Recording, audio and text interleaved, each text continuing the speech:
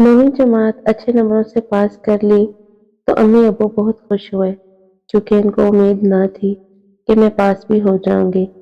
मुझको नई क्लास में जाने की बहुत खुशी थी। मजीद ये कि अम्मी ने छुट्टियों में मामू जान के साथ गांव भेजने का वादा किया था, लेकिन ये वादा अच्छे नंबरों के साथ मशरूत था। कुछ वजहों की बिना पर अम्मी अपने मैके नहीं जाती थी। मैं अपने होश संभालने के बाद पहली दफा जा रही थी। तभी फूले ना समाते थे। छुट्टियां होते ही मामू लेने आ गए और हम गांव रवाना हो गए।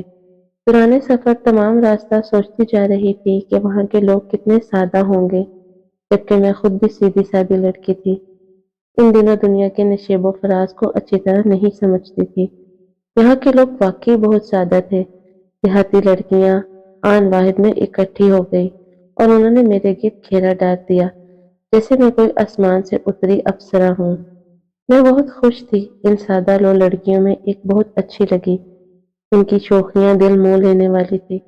हालांकि मैं संजीदा और सुकून पसंद थी, फिर भी वो शौक मेरे दिल को भा गए। ताहम एक बात मैंने महसूस की कि ये लड़की खतीजा खुलकर नहीं हंसती थी, और जब हंसती तो इसकी हंसी में उदासी झलकती थी। खतीजा में जाने क्या बात थी कि मेरी इसकी दोस्ती मिनटों में हो गई, जबकि मैं शहरी और वो कुली तौर पर देहाती लड़की थी। दीगर देहाती लड़कियों की मानद इसमें अचड़पन बिल्कुल नहीं था। चंद दिनों में ही इसके साथ दोस्ती इतनी हो गई कि अब हम इकट्ठी बाहर जाने लगे। बाहर निकलकर मुझको एहसास हुआ कि यहाँ के लोग खतीजा को अच्छा नहीं समझते और इससे बेरुखी से बात करते, और किसी का रवैया तो भरपूर आहानत भरा होता था। इसके घर गई, वहां भी इसके साथ ऐसा सलूक था। एक बड़ा भाई जमाल था और एक छोटी बहन थी जिसका नाम नाजो था। वो एक अच्छी फैमिली थी। इसके बावजूद खतीजा वहां खुश नहीं थी। बस एक नाज़ो थी जो अपनी बहन से प्यार करती थी और इसका ख्याल रखती थी। जब मामू को पता चला कि मेरी दोस्ती इस लड़की से हो गई है, तो इनको बुरा लगा और उन्होंने मेरा इसके साथ मेलजोल बंद कर दिया। मैं परेशान हो गई। आखिर ऐसी क्या बात है कि ये लोग इस बेचारे को इतना बुरा समझते हैं। एक दिन दोपहर के वक्त नाज़ो मेरे पास आई।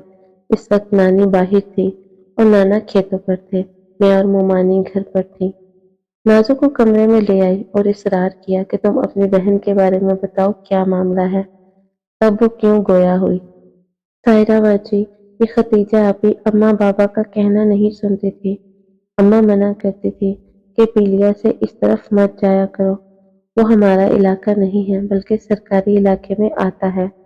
वहाँ एक डाक बंगला है जिसमें सरकारी ऑफिसर आकर ठहरते हैं। ये फिर उधर चली जाती थी। गांव वाले अपनी बेटियों को डाक बंगलों की तरफ कभी नहीं जाने देते। मगर क्यों? मैंने पूछा। इसलिए कि इधर जाने से कभी कभी बर्बादी के दरवाजे खुल जाते हैं। एक बार ये अकेली इस तरफ गई। डाक बंगला अक्सर खाली पड़ा रहता था। चौकीदार तभी सफाई करता जब वहां कोई अफसर बाबू आकर ठहरता। बंगले के अहाते में जामन, बेर और आम के दरख्त हैं। शतूत भी लगे हैं। ये इनको तोड़ने की लालच में जाती। कई बार मुझे भी बहलाकर साथ ले लिया करती। अम्मा ने मुझको बहुत डांटा कि तू इसके साथ मत जाया कर। जब तू न जाएगी तो ये भी अकेली जाने से डरेगी। मगर हमारी बहन बड़ी निडर है। ये मौका मिलते अकेली जा निकली। एक रोज ये वहां गई तो एक अफसर आया हुआ था। इसने इनको बातों में लगा लिया और दोबारा आने का वादा लिया। जामुन तोड़ने के बहाने ये रोज चोरी छुपे इससे बातें करने जाने लगी। एक दिन चौकीदार ने देख लिया। बंगले के बाग में बाबू से बातें करते। वो खानसामा भी था। इसने किचन की खिड़की से इनको देखा था, मगर अफसर के डर से खामोश रहा। अफसर ने इनको तोहफे भी दिए और शादी का वादा किया। कहा कि मैं दोबारा आऊंगा तो बारात लेकर आऊंगा। ये बातें बाबा चौकीदार ने सुन ली और इसने अब्बा को कहा कि खतीजा को इस तरफ मत भेजा करो। अब्बा ने समझाया कि वैसे ही कहा है। उन्होंने कोई खास तवज्जो ना दी। एक माह बाद ही अफसर दोबारा आया। ये दोबारा इधर जाने लगी। कुछ गांव के लोगों ने देख लिया। उन्होंने अफसर को गांव से वापस भेज दिया और अब्बा को आकर बताया। अब मेरे बाबा के कान खड़े हो गए। उन्होंने आपी को खूब मारा, धमकियां दी, मगर वो अफसर जाते जाते आपी से वादा कर गया कि मैं जरूर आऊंगा, तुम मेरा इंतजार करना। वो बाबू तो चला गया। हमारी बहन की जिंदगी बर्बाद हो गई। 1 साल तक वो ना आया। اور اس کی آس میں جیتی مرتی رہی، دن رات اس کا انتظار کرتی تھی، صرف مجھ سے ذکر کرتی کیونکہ میں کسی سے آپی کی باتیں نہیں کہتی تھی۔ گھر والے ان کی شادی کرنا چاہتے تھے مگر یہ سنتی ہی نہ تھی، اپنے منگیتر سے لڑتی اور اس کو گھر آنے سے منع کرتی، جس پر تائی خفا ہو گئی کہ ابھی سے یہ حال ہے، جب بہو بنے گی تو کیا کرے گی۔ تائی اب طرح طرح کی باتیں بنانے لگی، گاؤں والے بھی بدزن تھے، یہی وجہ ہے کہ لوگ ان کو اچھا نہیں سمجھتے اور ان سے صحیح طرح سے بات نہیں کرتے۔ وہ آپ ہی کو آوارہ لڑکی کہتے ہیں اور اپنی بیٹیوں کو ان سے ملنے سے روکتے ہیں۔ میں نے نازو سے وعدہ کیا کہ میں اسے سمجھاؤں گی۔ 3 روز بعد میری ملاقات ختیجہ سے ہو گئی۔ میں نے پوچھا یہ سب صحیح ہے؟ وہ بولی ہاں، مجھے اس بابو کا انتظار ہے، مگر تم کو کس نے بتایا ہے؟ میں نے کہا تمہارا ماتھا دیکھ کر سارا حال پڑھ لیا ہے، جس نے بھی بتایا ہو۔ اس بات کو چھوڑو لیکن میری مانو، اپنے ماں باپ کی فرمانبرداری کرو اور شادی کر لو۔ مجھے خالد پسند نہیں ہے، وہ دھوتی باندھتا ہے اور سر پر روز روز کڑوا تیل بہاتا ہے۔ ابھی ہم یہ باتیں کر رہے تھے کہ کنویں کے منڈیر پر ختیجہ سے باتیں کرتے دیکھ خفا ہوئے اور گھر لے آئے۔ گھر آ کر خوب ڈانٹا، پھر مجھے اس وقت خالہ کے گاؤں بھیج دیا۔ 2 ہفتے بعد میں واپس آئی تو پتہ چلا کہ ختیجہ کی شادی ہو رہی ہے۔ فوراً اس کی طرف گئی، وہ مجھے دیکھتے ہی زاروں قطار رونے لگی۔ پوچھا کیا ہوا ہے؟ کہنے لگی سائرہ، تمہارے جانے کے بعد وہ افسر بابو آیا تھا، ابا کے ڈر سے میں ڈاک بنگلے کی طرف نہیں جا سکی۔ گھر والے میری شادی کر رہے ہیں مگر وہ خالد کو دھوکہ نہیں دینا چاہتی کیونکہ میرا دل اس افسر بابو کے ساتھ ہے۔ خالد سے کیسے پیار کر سکوں گی؟ ابھی وہ یہ بات کر رہی تھی کہ گاؤں کی بچی مٹھی میں کچھ دبا کر لائی اور ختیجہ سے کہا یہ بابو نے دیا ہے۔ یہ کہہ کر وہ بھاگ گئی۔ اس وقت وہاں میرے اور ختیجہ کے سوا کوئی نہ تھا۔ ختیجہ پڑھی لکھی نہ تھی، اردو بھی ٹھیک طرح سے نہیں پڑھ سکتی تھی۔ بہرحال اس نے رکا میری طرف بڑھا کر کہا تم ہی اس کو پڑھ دو۔ میں نے پرچی کھول کر پڑھنا شروع کر دیا۔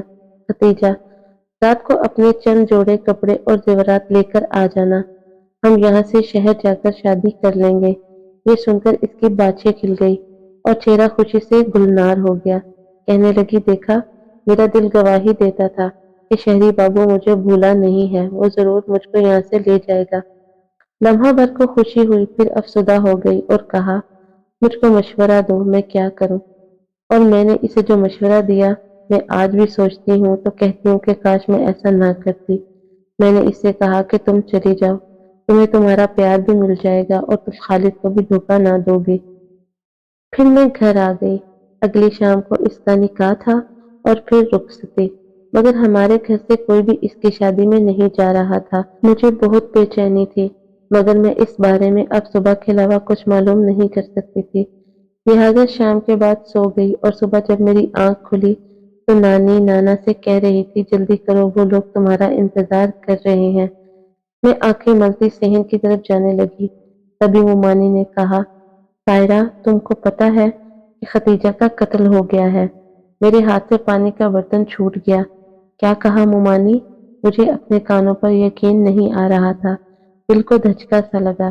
پہلے نانی ان کے گھر گئی، کچھ دیر بعد میں بھی مومانی کے ہمراہ وہاں گئی تو نازو نے بتایا کہ آپ ہی دلہن کے لباس میں تھی۔ نازو نے خود اس کے اصرار پر اس کو باہر تک پہنچایا تھا اور گھر سے تمام جمع پونجی بھی لے گئی تھی، لیکن جب گھر میں اس کی غیر موجودگی کا پتہ چلا تب بہت دیر ہو چکی تھی۔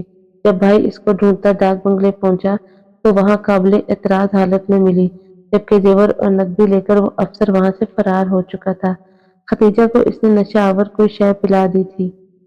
جمال بہن کو اس حال میں دیکھ کر غیرت سے آگ کا شعلہ بن گیا اور اس نے فوراً اپنی بہن کو قتل کر دیا اور خود تھانے میں پیش ہو گیا۔ ماں تو بہن بھی نہ کر پا رہی تھی، وہ اوٹ پٹانگ باتیں کر رہی تھی، لگتا تھا پاگل ہو گئی ہے۔ باپ بیچارہ سکتے میں آ گیا۔ اب مجھ کو اپنی ناسمجھی اور عقابت نا اندیشی پر بڑا غصہ آیا۔ میں نے ہی ختیجہ کو مشورہ دیا تھا کہ وہاں چلی جائے، مجھے کیا معلوم تھا کہ محبت کا یہ روپ بھی ہوتا ہے۔ میں 9ویں کی طالبہ تھی، لوگوں کو سمجھانا اور زندگی کا تجربہ مجھے چھو کر بھی نہ گزرا تھا۔ بار بار ختیجہ کا معصوم چہرہ نگاہوں میں آتا تو آنکھوں سے آنسو ٹپکنے لگتے۔ وہ گاؤں کی سیدھی سادی لڑکی تھی اور جس لٹیرے نے اس کو دھوکہ دے کر لوٹا، اس راہزن نے یہ بھی نہ سوچا کہ گاؤں میں گھر سے بھاگنے کی سزا لڑکیوں کو موت کی صورت میں ملتی ہے۔ جانے وہ کیسا پڑھا لکھا افسر تھا کہ اس نے اس معصوم کو لوٹا ہی نہیں، جان کا نذرانہ بھی لے گیا۔ وہ خود تو آرام سے روپوش ہو گیا اور گاؤں والے بھی اس کی افسری کی وجہ سے اس کا کچھ نہیں بگاڑ سکتے، لیکن ختیجہ کے ساتھ ساتھ اس کے بھائی کو جیل کی آئینی سلاخوں کے پیچھے چکی پیسنا پڑی اور اس کے ماں باپ بیٹی کی دردناک موت پر خون کے آنسو رونے پر مجبور ہو گئے۔ ختیجہ کی سزا اسی دنیا میں اس کو مل گئی یا اس جہاں میں بھی ملے گی، یہ تو اللہ ہی جانے، مگر مجھے یقین ہے اس دھوکے باز ہوس پرست افسر کو دوہری سزا ملے گی، جس نے ایک معصوم دوشیزگی کو خاک میں ملا کر اپنا ہی نہیں سارے ملک کا دامن میلا کر دیا۔